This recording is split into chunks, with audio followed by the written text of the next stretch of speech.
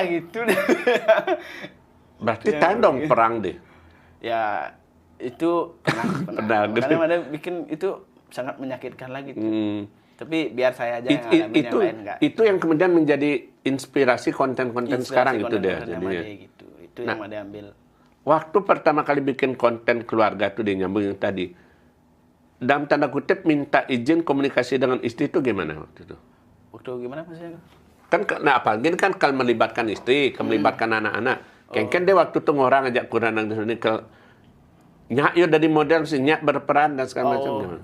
Itu sih Made nggak minta izin sih, cuman Made pertama-tama syuting diam-diam. Ajak dikit-dikit aja. Ajak dikit-dikit. Kita bikin ini nih, kamu di samping aja duduk. Kita bikin ini, kamu di samping aja duduk. Waktu sitkom itu mulai dah ajak dia, kamu mulai ada dialog deh. Ya, kamu harus bikin ini, bilang ini. Wah, lumayan kok. Selain saya nggak berani gertak dia. lumayan kengken tuh maksudnya. Selain lumayan ngajarinnya dia lumayan. Lumayan ngajarin itu. Kalau kita bilangin gini, kita pelanin suaranya nih.